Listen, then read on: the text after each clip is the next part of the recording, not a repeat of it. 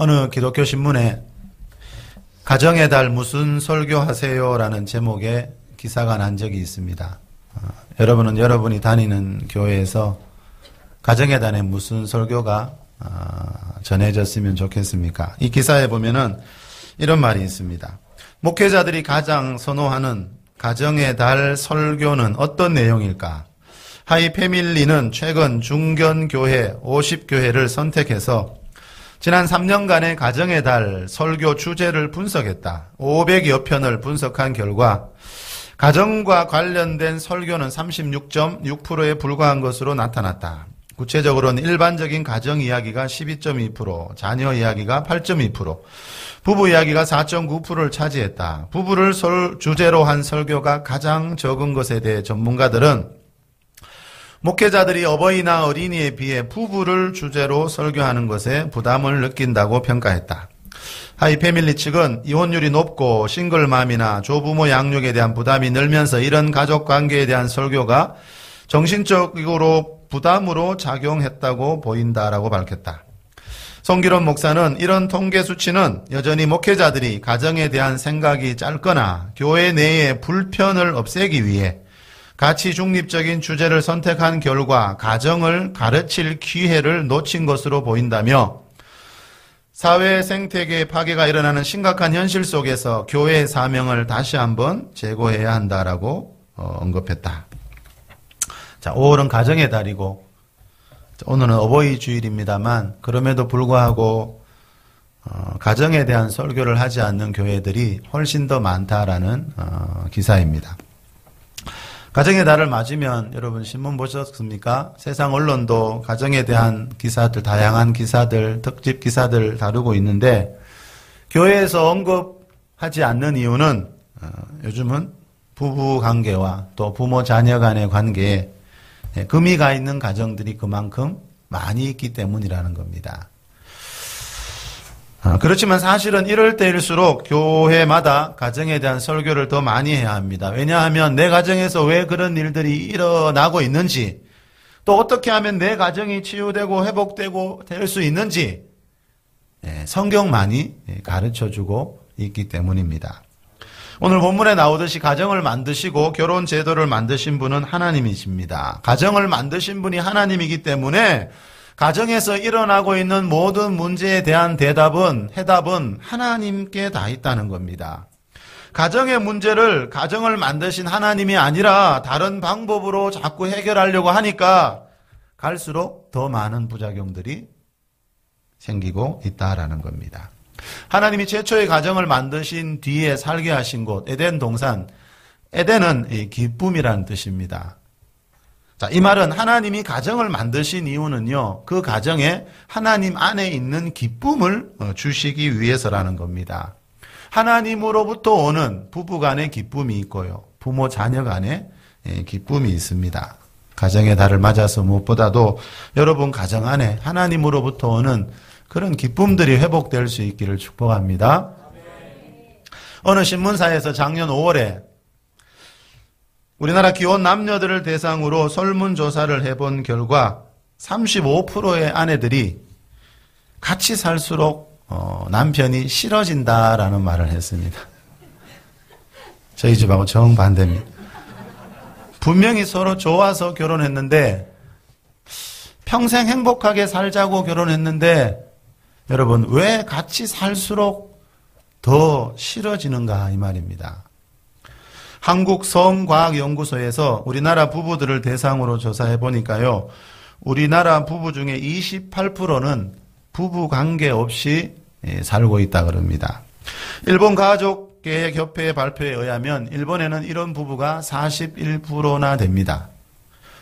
작년에 어느 신문에 30분도 대화 없다면 정서적인 이혼 상태라는 제목의 기사가 실렸습니다. 지금 우리나라 부부들이 한 집에서 어떤 모습으로 살아가고 있는지에 대한 기사인데 인구보건복지협회가 전국 우리나라 기혼 남녀들을 대상으로 조사해 보니까 우리나라 부부 3쌍 중에 한 쌍은 하루에 30분도 대화를 나누지 않는다고 합니다.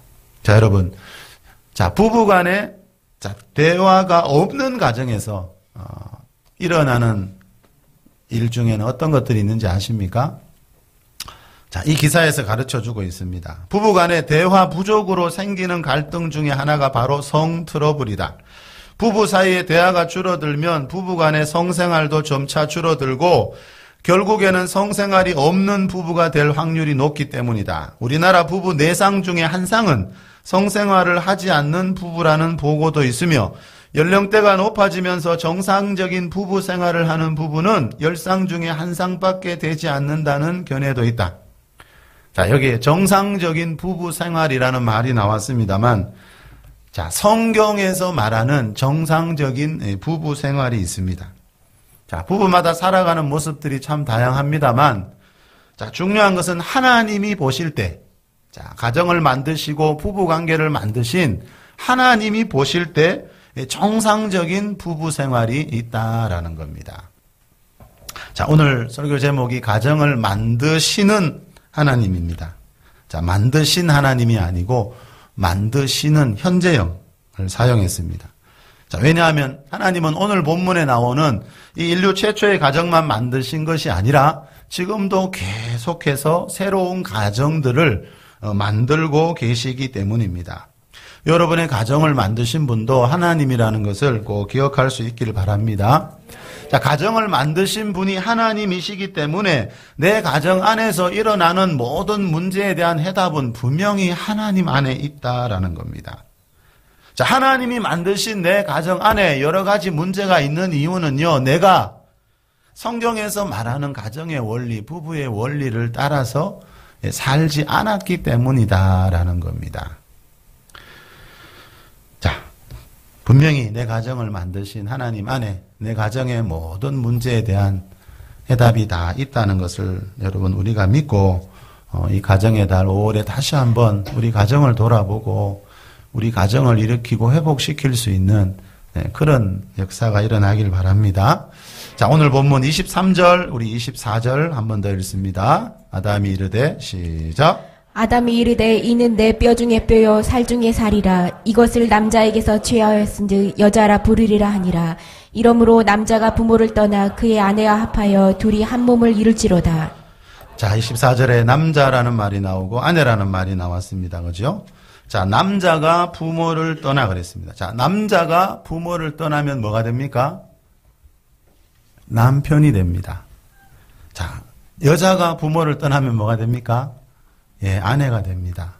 여기 나왔잖아요. 남자가 부모를 떠나 그랬잖아요. 자, 남자는 부모를 떠나는 날이 있습니다. 예. 그날 남편이 됩니다. 자, 여자가 부모를 떠나면 아내가 됩니다. 자, 부모를 떠난 남자와 여자가 한 몸. 자, 여기 한 몸이란 말이 나옵니다. 그죠? 자, 부모를 떠난 남자와 여자 둘이 한 몸을 이루는 것이 부부이고 가정입니다. 자, 그리고 부부가 이렇게 한 몸을 이룰 때 사용하라고 주신 것이 부부의 성입니다. 마취과 의사이면서 코스타 강사로도 활동하시고 가정사역 하시는 박수웅 장로님이 우리 결혼했어요 라는 책에서 이렇게 말합니다. 둘이 한 몸을 이룬다는 표현은 마음과 영의 하나됨을 뜻하기도 하지만 가장 깊은 뜻은 육체적으로 하나가 되라는 의미입니다. 성적인 관계를 뜻하는 말씀이지요.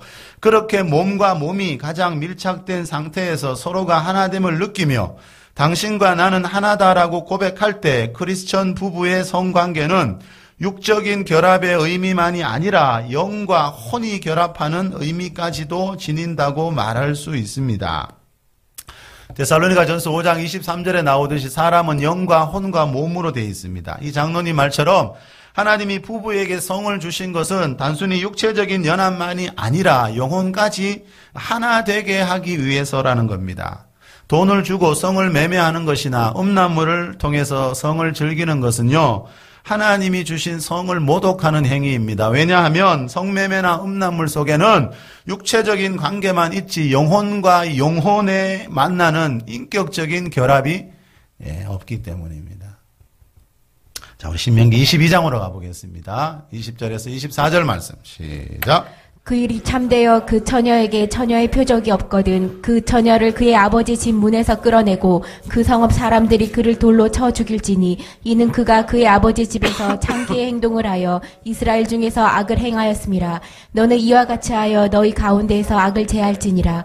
어떤 남자가 유부녀와 동침한 것이 드러나거든 그 동침한 남자와 그 여자를 둘 다 죽여 이스라엘 중에 악을 제할지니라. 처녀인 여자가 남자와 약혼한 후에 어떤 남자가 그를 성읍 중에서 만나 동침하면 너희는 그 둘을 다 성읍 문으로 끌어내고 그들을 돌로 쳐 죽일 것이니 그 처녀는 성 안에 있으면서도 소리 지르지 아니하였으며 그 남자는 그 이웃의 아내를 욕보였음이라. 너는 이같이 하여 너희 가운데에서 악을 제할지니라. 자, 20절에 그 일이 참되어, 자, 그 일이 참되어 그 처녀에게 처녀의 표적이 없거든.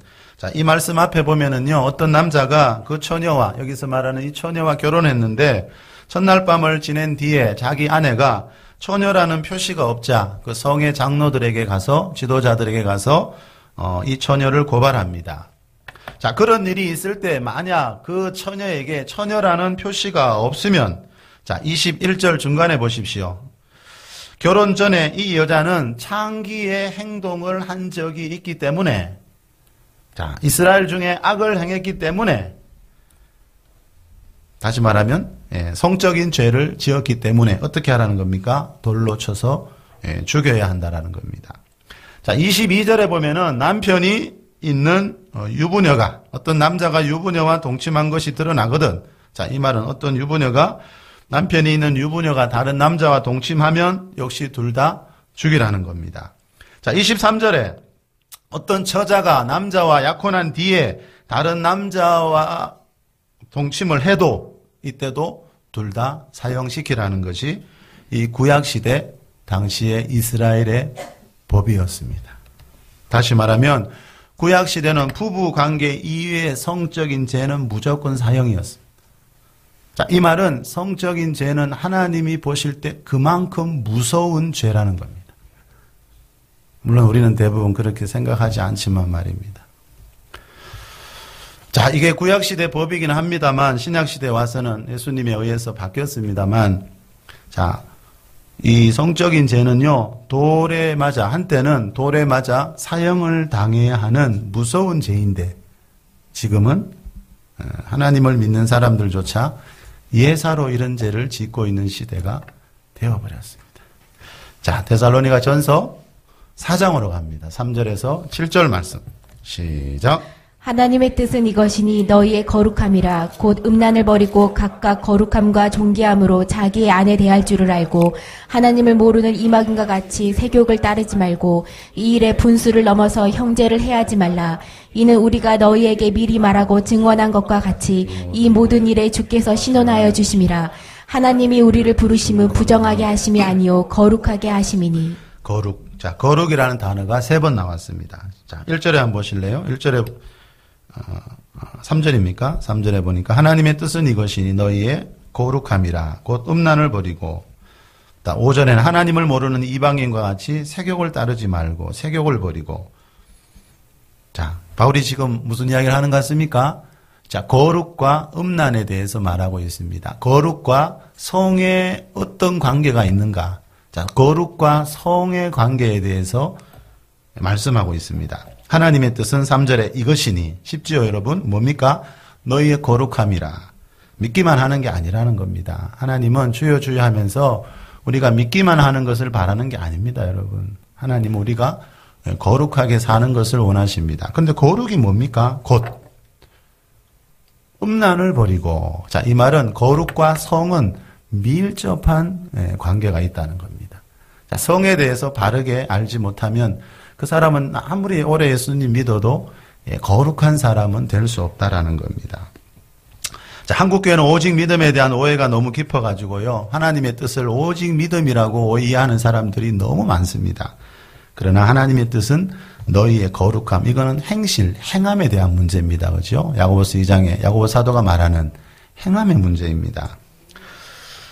자, 성경이 우리에게 말하는 핵심은 이겁니다. 구원을 할 때 늘 말씀드렸지요. 우리가 주여 주여 하면서 믿기만 하라는 것이 아니고 믿는 사람답게 거룩하게 살라는 겁니다. 베드로전서 1장 15절 말씀처럼 오직 너희를 부르신 이처럼 너희도 모든 행실, 성적인 면에 있어서도 거룩한 자가 되라는 겁니다. 자, 야고보서 2장에서 말하는 행함이 없는 죽은 믿음은 행실이 거룩하지 않는 것을 말합니다.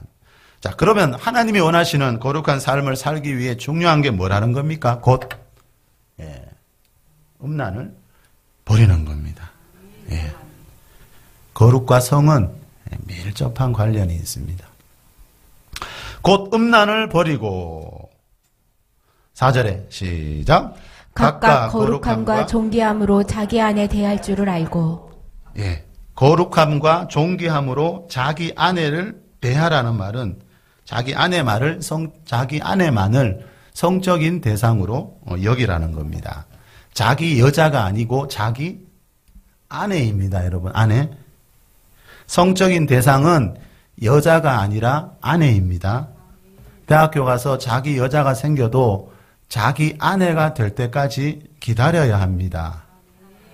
왜냐하면 하나님은 남자와 여자에게 성을 주신 것이 아니라 오늘 본문 24절에 나오듯이 남자가 부모를 떠날 때, 여자가 부모를 떠날 때, 그때 성을 주시기 때문입니다. 그렇지만 요즘은 세상이 너무 험난하다 보니까요. 교회 다니는 사람들 중에도 이 성경적인 성의식을 가진 사람들이 많지 않은 것이 현실입니다. 작년 4월에 한국교회 탐구센터에서 세미나가 있었는데 기독 청년의 이성교제와 성 그리고 스킨십이라는 주제로 진행이 되었습니다. 이 기사에 보면은 이런 말이 나옵니다. 첫 번째 강사로 나선 좋은연애연구소 김지윤 소장은 IVF 한국기독교학생회 출신으로 기독교 단체뿐 아니라 일반 기업과 방송에서도 연애와 성에 대한 인기 강사이다. 김 소장은 300여 교회와 선교단체들을 오고 가며 만난 기독 청년들과의 상담 사례를 중심으로 강의를 풀어나갔다.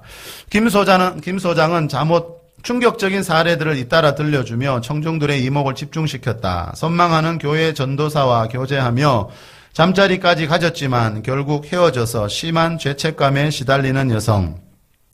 부모의 다툼으로 집 밖을 서성이다가 친절한 교회 오빠들과 지속적인 성관계 후에 임신과 낙태를 경험한 여성. 수련회 후에 서로의 기도 제목을 나누다가 성관계로 이어진 경우, 교회 기도실에서 기도하다가 깊은 스킨십으로 이어진 사례 등을 차례로 얘기했다. 듣고 있는 청중은 물론이고 강사로 자리한 교수들 역시 울지도 웃지도 못할 상황에 쓴웃음만 삼켰다.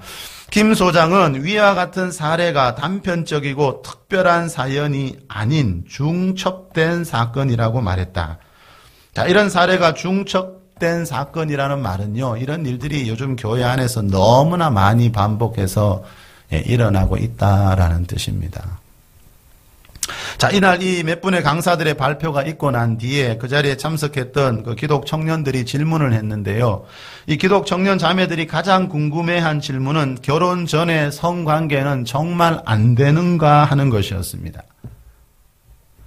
전도서 3장 1절에 보면요. 범사에 기한이 있고 천하만사가 다 때가 있나니 그랬습니다. 천하만사가 다 때가 있나니. 자, 오늘 본문에 나오듯이 성은 남자와 여자가 부모를 떠날 때, 결혼할 때 한 몸 되라고 주신 선물입니다. 천하만사에 다 때가 있다라는 겁니다. 자, 이 때를 어길 때 일어나는 부작용과 후유증들이 너무나 많이 있습니다. 자, 다시 한번 말씀드리지만요. 하나님이 인간에게 성을 주실 때 결혼하지 않은 남녀에게 주신 게 아니고요. 남자와 여자에게 주신 게 아니고요. 결혼하는 부부에게, 남편과 아내에게 주셨습니다. 그렇지만 하나님이 정해놓은 이 때를 어기다가 어려서부터 쌓아놓은 신앙 다 잃어버리고 인생이 이상한 길로 가는 청년 자매들이 너무나 많더라는 겁니다. 자, 5절에 봅시다. 좀 전에 읽은 5절에 보니까 하나님을 모르는 이방인과 같이 세욕을 따르지 말고, 쉬운 성경에 보니까 더러운 정욕을 따르지 말고 그랬습니다. 자, 세욕, 음란하고 비슷한 말입니다. 자, 여러분, 사람의 몸에는요, 하나님이 주신 건강한 성욕도 있고요, 세욕도 있습니다. 이걸 잘 분별해야 합니다, 여러분. 자, 결혼한 부부의 몸 안에서 일어나는 성욕은요, 하나님이 주신 선물이지만 부부 관계 이외에서 일어나는 모든 정욕은요, 그 마귀의 선물입니다.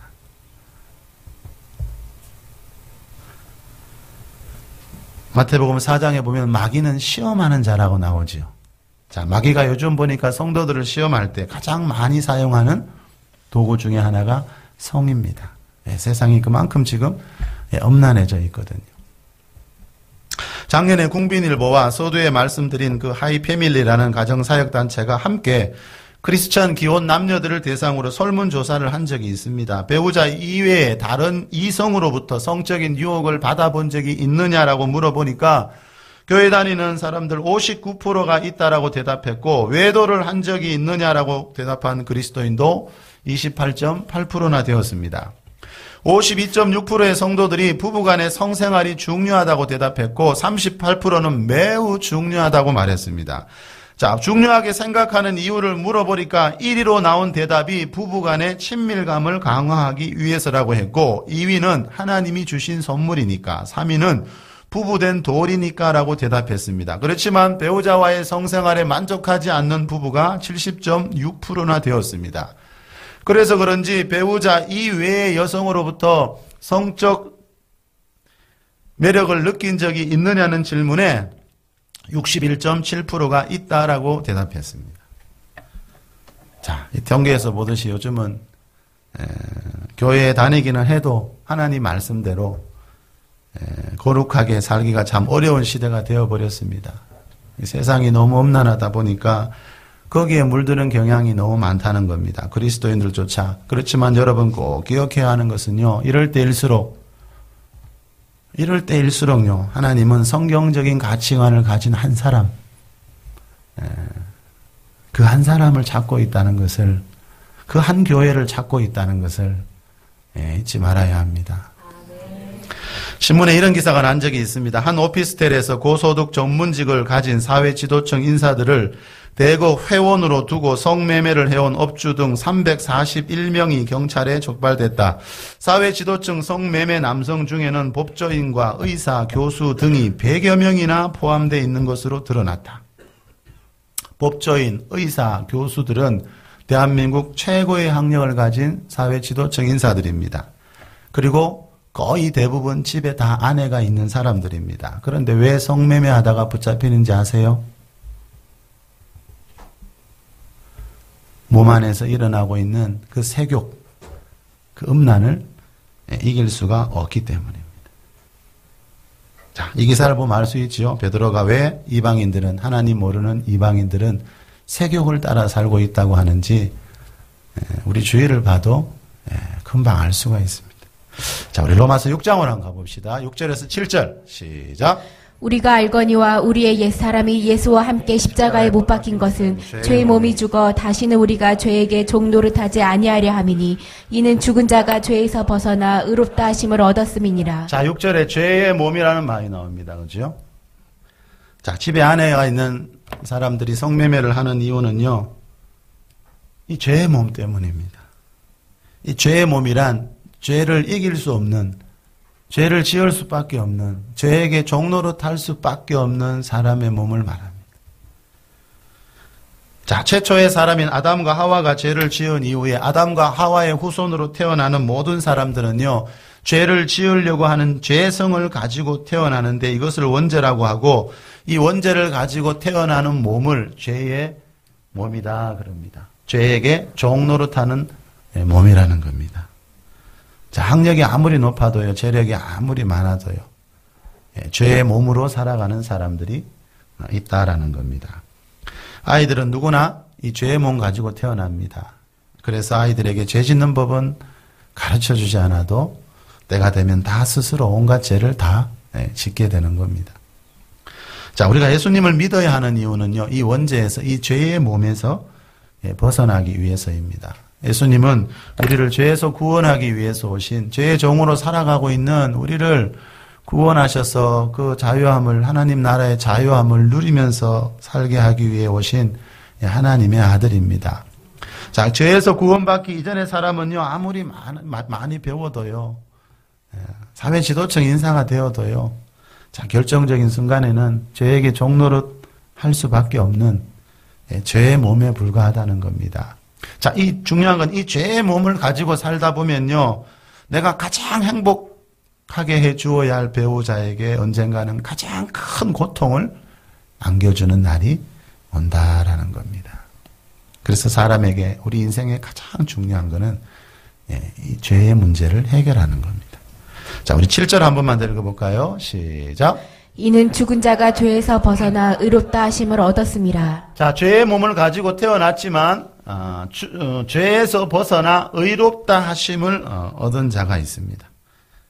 자, 죄에서 벗어났다는 말은요. 예수님이 십자가에서 흘리신 보혈을 통해 이 죄를 이길 수 있는 사람이 됐다는 겁니다. 죄에서 구원받았다는 겁니다.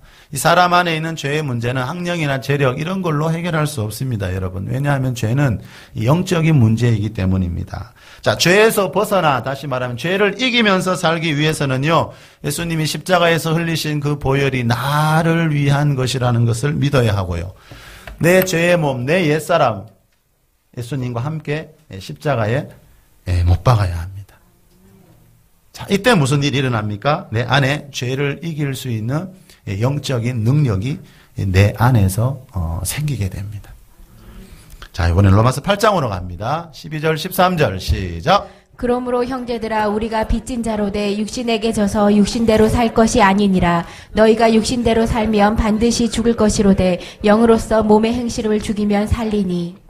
너희가 육신대로 살면 반드시 죽을 것이로되, 여기서 말하는 너희는 누굽니까? 로마 교회 성도들입니다. 불신자들이 아닙니다. 너희가 육신대로 살면, 이 말은 로마 교회 다니지만 교회 다니기 이전처럼 육신대로, 즉 육체의 본능대로 성적인 죄나 다른 죄들을 지으면서 살 수 있다라는 겁니다. 교회 다니는 성도들도. 자, 중요한 것은 이렇게 살아도 교회 다니기 때문에 100% 다 하나님의 은혜로 천국 가는 것이 아니라, 사도 바울은 뭐라 그럽니까? 너희가 이렇게 살면 반드시 죽을 것이로되. 이 구원론에 대한 이야기입니다, 여러분. 제가 늘 말씀드리죠.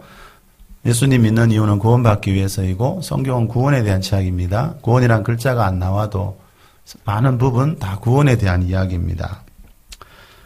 자, 여러분, 이 말이 결국 무슨 뜻인가 하면, 우리 자주 살펴봤던 갈라디아서 5장 21절에 나오는 하나님의 나라를 유업으로 받지 못한다는 말을 여기서는 반드시 죽을 것이로되 이렇게 표현하고 있습니다. 자, 우리 갈라디아서 5장으로 잠깐 가보겠습니다. 19절에서 21절 시작. 육체의 일은 분명하니 곧 음행과 더러운 것과 호색과 우상숭배와 주술과 원수 맺는 것과 분쟁과 시기와 분냄과 당짓는 것과 분열함과 이단과 투기와 술취함과 방탕함과 또 그와 같은 것들이라. 전에 너희에게 경계한 것 같이 경계하노니 이런 일을 하는 자들은 하나님의 나라를 유업으로 받지 못할 것이요. 왜 저보고 자꾸 전에 한 설교 또 하냐고 자꾸 그러지 마세요. 사도 바울도 그랬어요. 전에 너희에게 경계한 것 같이 또 경고한다. 전에 한 설교 사도들은 계속 반복해서 했습니다. 왜요? 중요하니까. 내 영원한 생명이 걸린 문제거든요. 예. 자, 바울이 지금 무슨 말 합니까? 자, 너희가 갈라디아 교회에 다녀도 이런 일을 하면서 살면은, 이런 일을 하는 자가 되면은 앞으로 하나님의 나라를 유업으로 받지 못할 것이다. 자, 갈라디아 교회 다니는 성도들이, 지금 교회 다니는 성도들이 앞으로 미래에 받아야 할 하나님의 나라가 있다라는 겁니다. 그런데 교회 평생 다녀도 이런 일을 하고 살면 그 하나님의 나라를 절대로 유업으로 받지는 못할 것이다. 구원론에 대한 이야기입니다. 자, 이런 일이 무슨 일입니까? 19절에 나오네. 육체의 일은 분명하다. 너무나 분명합니다. 육체의 일은. 너무나 쉽게 알 수 있다는 겁니다. 자, 육체의 일은 어떤 일입니까? 곧 음행과 더러운 것과 호색과 다 성적인 죄입니다. 자, 사도 바울이 말하는 육체의 일 가장 먼저 언급하는 것은 성적인 죄입니다. 2000년 전이나 지금이나 사람들이 가장 약한 부분이 이거기 때문입니다. 자, 다시 말하면 우리가 앞으로 사도 바울이 여기서 말하는 하나님의 나라를 유업으로 받고 싶다면 이런 육체의 일, 특히 성적인 죄를 조심해야 합니다. 자, 여러분, 우상 숭배하고 점치고 남하고 원수 맺고 또 이단에 속한 이런 사람이 천국 가겠습니까? 지금 사도 바울이 그 말씀하는 겁니다. 하나님의 나라는 천국을 말하는 겁니다. 우리가 앞으로 유업으로 받을 하나님 나라가 천국 외에 뭐가 더 있습니까, 여러분? 자, 다시 말하면요. 지금 바울이 갈라디아 교회 성도들에게 전에 한 설교 왜 또 합니까? 뻔히 다 알고 있는데 절대로 이런 육체의 일을 하면서 살지 말라고요. 했는 설교 또 하는 겁니다. 자, 로마서 8장에서 말하는 육신대로 살면 반드시 죽을 것이로되라는 말은요. 이런 육체의 일을 자, 육신대로 그랬죠. 아까 거기는요. 여기는 육체의 일이라 그랬고. 자, 그 말은 이런 육체의 일에 빠져서 살면 하나님 나라를 유업으로 받지 못한다는 겁니다. 그래서 어떻게 하라는 겁니까? 로마서 보십시오. 아까 뭐라 그랬죠? 영으로서 몸의 행실을 죽이면 살리니. 영원히 산다는 뜻입니다.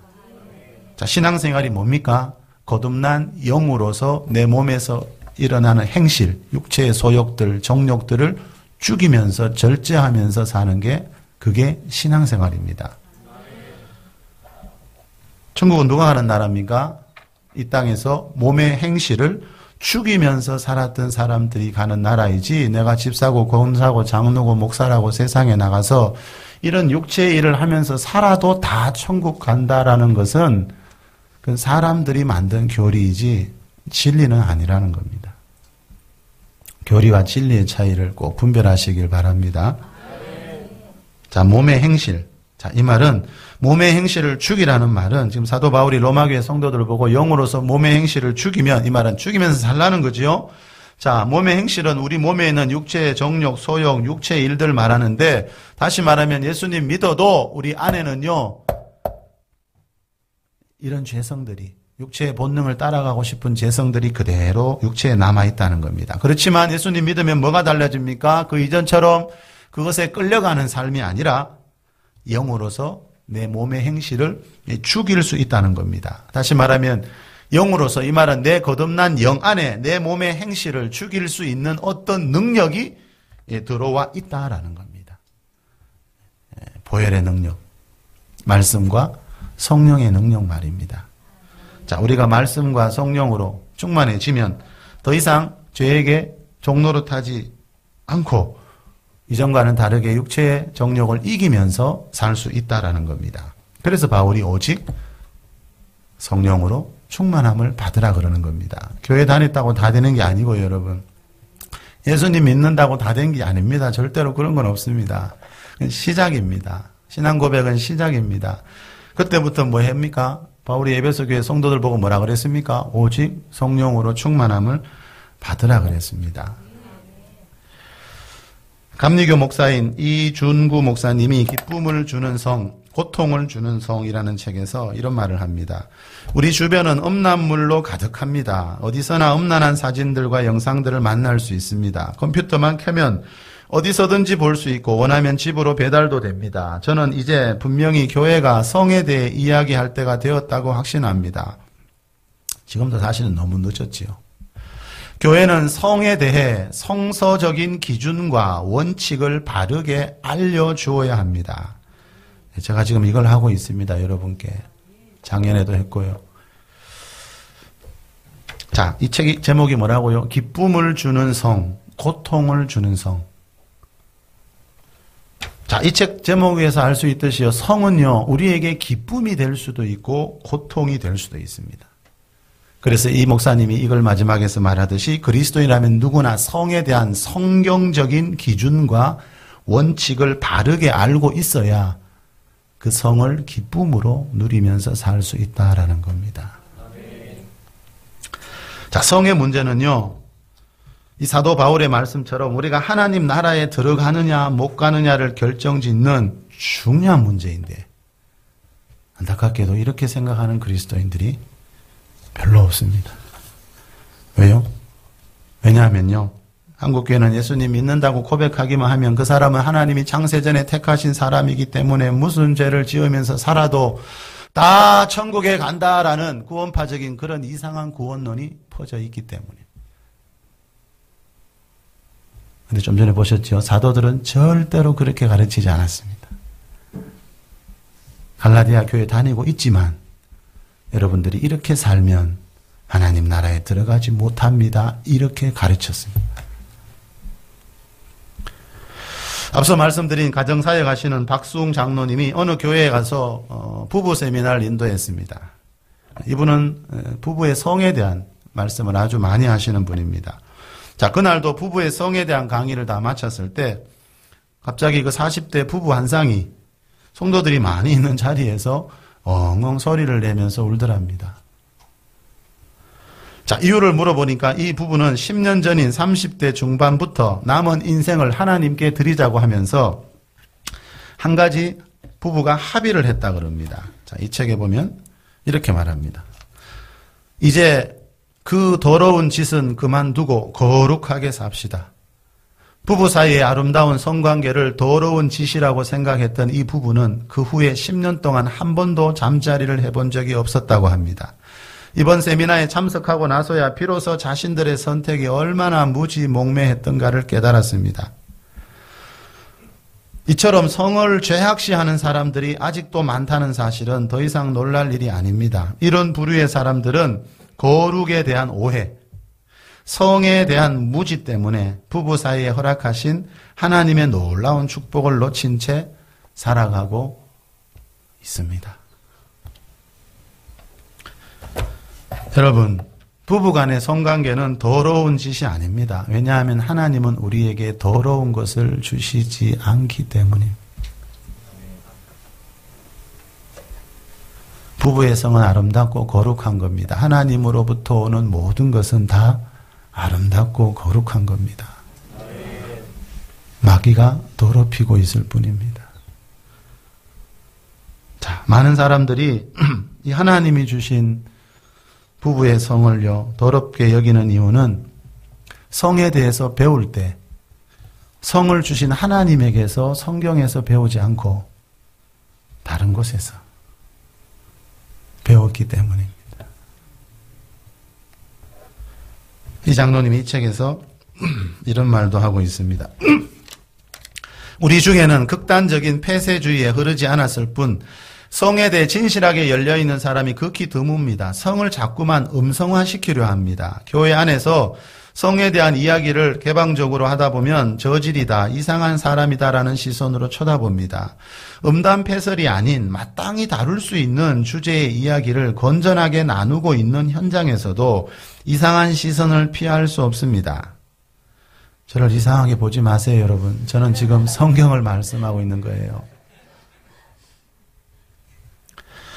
이것은 모두 성에 대한 편견 때문에 일어나는 일들입니다. 교회 안에서 성을 성경적으로 배워야 하는데 텔레비전이나 인터넷, 잡지 같은 데서 잘못 배우고 있기 때문에 성이 더럽고 추잡하게 느껴지는 것입니다. 자극적인 성, 음란한 성, 음성적인 성을 먼저 접했기 때문에 성을 잘못 이해하고 있고 결국엔 잘못된 방향으로 흐르는 것입니다. 특히 청년 세대는 이런 세속 성문화의 흐름에 심각하게 노출되어 있습니다.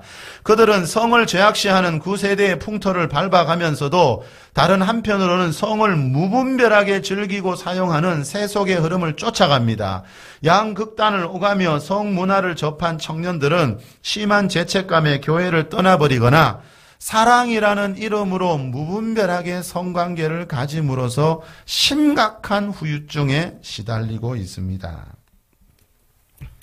자, 이 장로님 말대로 지금은 교회 청년 자매들도요, 세상의 영향을 받아서 그 세속적인 성문화를 그대로 쫓아가는 사람들이 많이 있습니다. 디모데후서 2장 22절에 보면요, 바울이 청년 디모데에게 너는 청년의 정욕을 피하고 그랬습니다. 자, 청년 때 일어나는 정욕은 피해야 하는데 사랑이라는 이름 하에 그거를 즐기고 있는 사람들이 많다는 겁니다. 그 결과 이 장로님 말대로 심각한 후유증이 그 삶 속에 나타나기 시작합니다. 반드시 죄의 결과가 있습니다, 여러분. 자, 청년 때 너는 청년의 정욕을 피하고, 이 말은 청년 때 성적인 욕망이 일어나는 건 당연하다는 겁니다. 디모데 안에서도 일어났습니다, 여러분. 그거는 사람이라면 당연한 일입니다.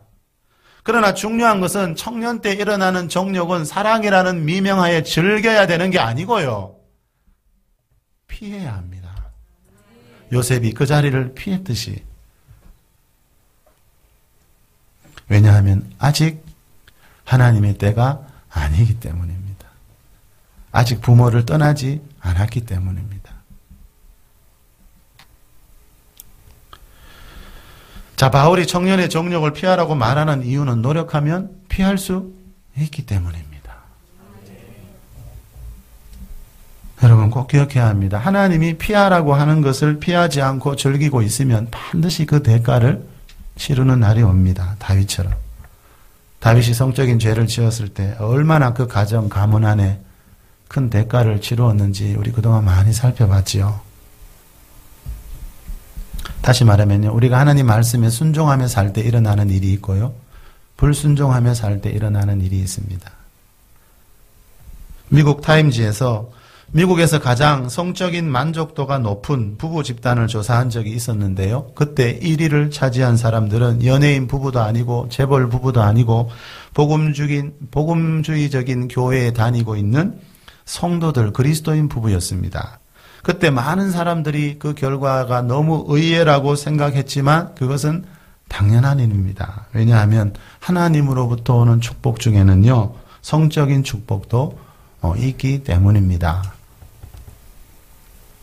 솔로몬이 지은 아가서를 제가 좀 많이 읽으라고 늘 부탁드리지요. 아가서도 성경입니다, 여러분. 로마서만 성경이 아니고요, 아가서도 성경이에요. 한국교회는 너무 이상하게 거룩한 척 하는 분들이 참 많아요. 왜요? 거룩이 뭔 줄 모르니까요. 내가 생각하는 거룩이 있고요, 하나님이 보실 때 거룩이 있어요.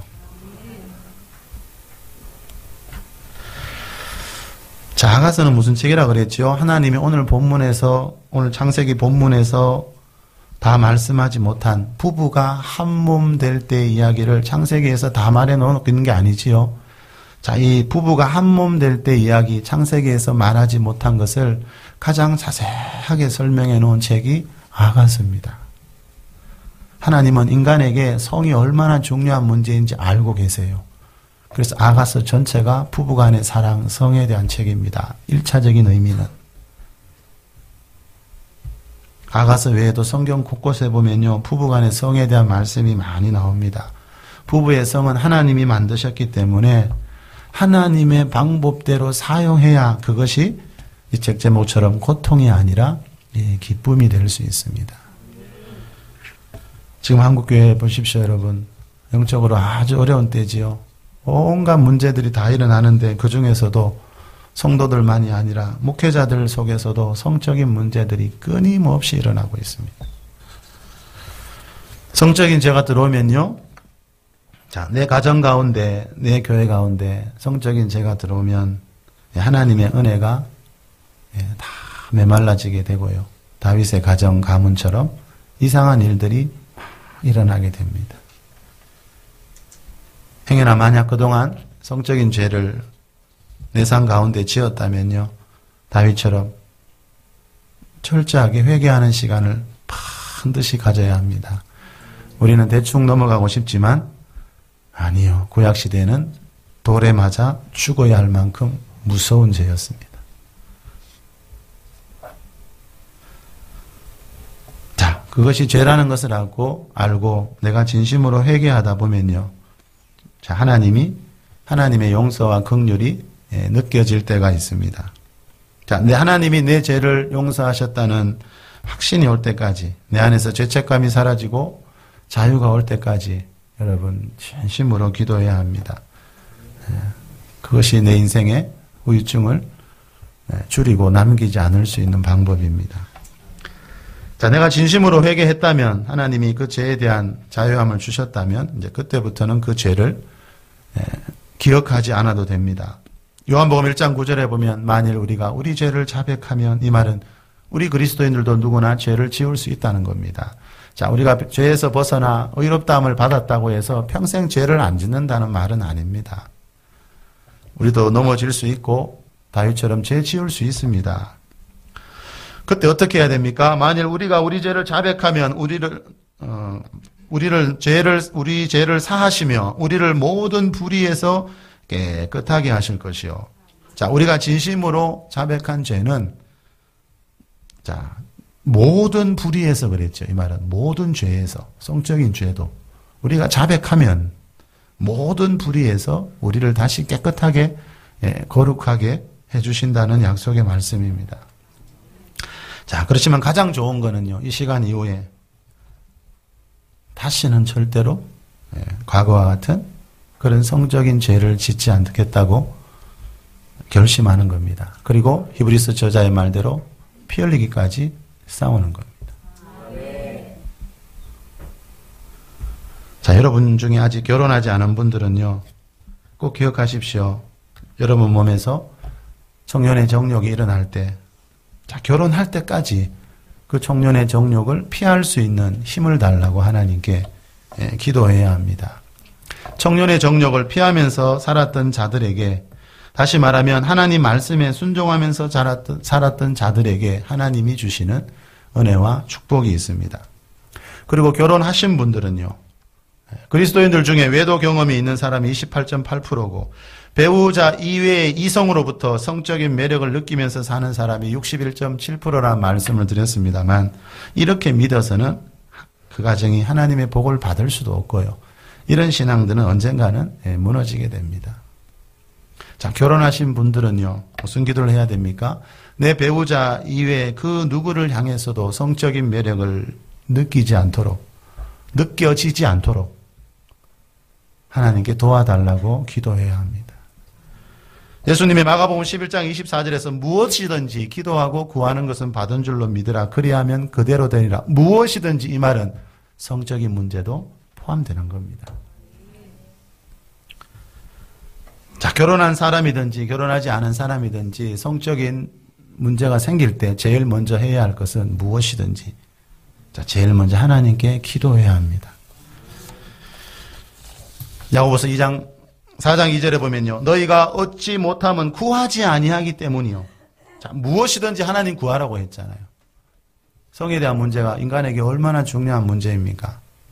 근데 그 중요한 걸 왜 안 구합니까, 여러분?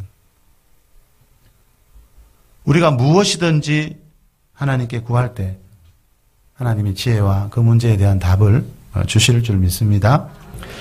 마지막으로 우리 교회에 와서 전에 부흥회를 인도하셨던 세마 교육 전문가인 현영수 교수님이 기독교 신문과의 인터뷰에서 하신 말씀 하나 전하고 말씀을 맺겠습니다. 이 신문에 보니까 이렇게 되어 있습니다. 세마 교육으로 유명한 현영수 박사가 유대인을 모델로 한 성경적 부부관계 책자를 냈다. 성은 유교 사상이 뿌리 깊은 한국 사회와 교회에서 금기시해왔던 분야였다. 그러나 음성적으로 퍼진 성문화는 오히려 부부 이혼율 상승, 저출산, 성범죄라는 부메랑으로 돌아온 것이 사실이다.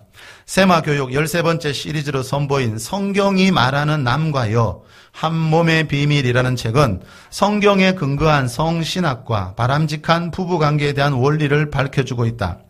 현영수 박사는 이 책에서 가정을 사회제도의 산물이 아니다라고 밝히면서 하나님의 거룩하신 목적에 따라 하나님이 손수 만드신 축복의 기관이다라고 설명했다. 그리고 그 중심에는 부부가 있고 부부의 중심에는 성이 있다라고 주장했다. 자, 부부의 중심에는 성이 있어야 합니다, 여러분. 왜요? 하나님이 사람을 그렇게 지으셨기 때문입니다. 자, 여기 보니까 목적이라는 말이 나왔죠. 하나님의 거룩하신 목적에 따라. 자, 이 말은 이 교수님 말대로 가정마다 하나님이 그 가정을 만드신 목적이 다 있다는 겁니다. 하나님이 여러분 가정을 만드실 때 계획하신 일이 있다라는 겁니다. 자, 그것이 이루어질 수 있도록, 자, 내 가정은 하나님이 만드셨고 하나님이 손수 만드신 하나님의 축복이 흘러야 하는 기관이기 때문에 내 가정 안에 하나님의 축복만 흐를 수 있도록 우리가 먼저 하나님 앞에 나와 기도해야 한다는 겁니다. 가정 안의 문제는 전적으로 부부의 문제입니다. 형 교수님 말대로 가정의 중심은 부부이고 부부 생활의 중심은 부부의 성입니다. 가정의 달 5월을 맞아서 먼저는 여러분 가정을 만드신 하나님 앞에 여러분 가정의 모든 문제를 다시 한번 내려놓고 기도할 수 있길 바랍니다. 그래서 내 가정 안에 하나님이 계획하신 일들이 이루어지고 에덴 동산에 있었던 그 처음에 그 기쁨, 그 기쁨이 가정마다 일어날 수 있기를 예수님의 이름으로 축복합니다.